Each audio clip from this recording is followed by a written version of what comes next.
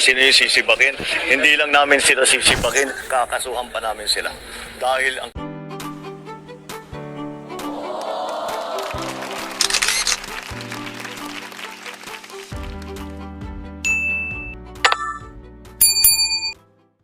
Welcome back sa aking YouTube channel. Para sa mga first time lang po na manood, please click mo na yung Jeremy's TV Manila. Anyway guys, wala na ba ito, libre lang, tulong mo na lang din sa kapwa mo. Alright, thank you very much po. So topic natin ngayon guys, mainit na. Alice Guo, pabalik na ng Pilipinas. So sa oras na 10:30 guys, 11:30 daw ang balik niya dito. Dahil nakalis na siya ng Indonesia. 4 na oras ang biyahe mula doon sa Indonesia. So ngayon, inaabangan ng lahat ng ating mga kababayan. Alam naman natin na malaking controversial ang dinulot nitong si Alice Guo, di ba? Talagang nag-viral siya. At ang tanong dito, pagbalik niya, kasi talagang pipigain yan ng Senado, ng mga senador natin, particular itong si chairman ng committee ng gender, children, itong si Senador Risa Ontiveros guys. Talagang pipigain yan dahil nga masyado siyang controversial. So ngayon nandun na sila Benor Abalos, nakita niya sugado magdadrama to guys. Pero sinabi nga niya na may death threat daw. Siguro baka yun ang sasabihin dahilan kaya siya tumakas. Pero kung titignan mo, mukhang may sense naman. Talagang may death threat siya kasi nga parang meron pang nasa likod na big boss ng mga pogo na kumbaga pang-front lang nila itong si Alice Guo. So narito guys, pakita muna natin kung saan pumunta itong si Benor Abalos na ating sekretary ng DILG para sunduin itong si Alice Guo. Private plane pa, sinadya pa talaga guys. So narito na, panoorin muna natin ang kanilang pagkikita. Alright? Pasok. Ikaw talaga. Patulong. Bali na sa importante.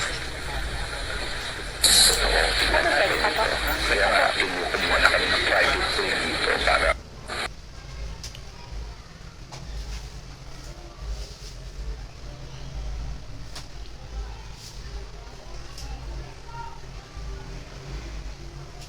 So yun guys, napanood nyo, di ba? Talagang bantay sarado siya. At kinumusta nga nitong si Secretary Abalos kung kumusta na. Yun na, sinabi niya na meron siyang death threat. So dahil dyan, galit na galit ang ating Pangulong Bongbong Marcos.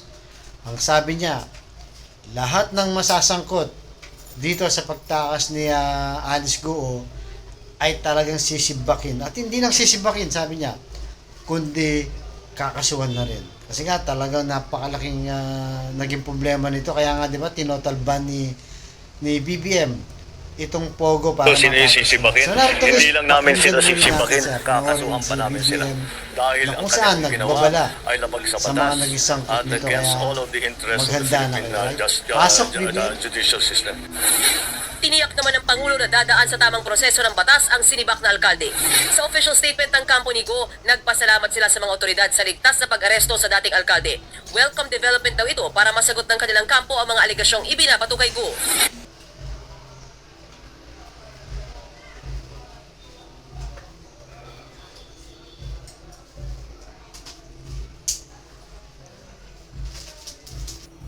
So yun guys, napanood nyo, di ba? Talagang galit na itong si BBM.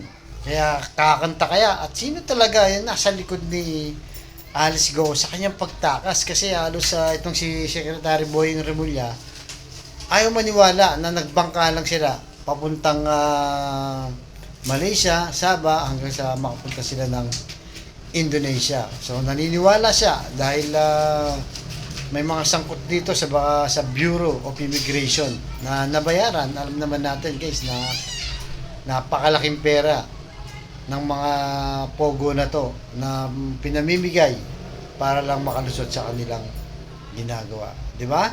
So abangan natin mamaya. Sugadong marami ang mag-aabang dito guys dahil nga paparating na sa at bukas merong hearing ang Senado talagang hindi na ito tatantanan na talagang pipigayin to. Di ba? Sana magsalita na nga para malaman na ng taong bayan kung sino nga, di ba, yung mga nagtitrader sa ating bayan, di ba? Bakit pumapayag sila ng ganito? Tingin natin, corruption to, di ba? Eh, kapalit niyan, pera lang. So, abangan natin guys. Mamaya lang mamaya. 11:30 daw, lalapag ang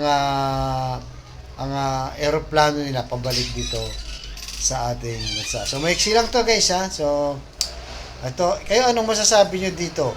Kakanta ka na kaya itong si Alice Go o patuloy pa rin sa magsisinungaling? Nasabihin niya na hindi ko na po maalala, Your Honor, baka yun pa rin ang kanyang sasabihin. Alright guys, so hanggang dito lamang po. Abangan nyo ang update natin dyan. Thank you very much.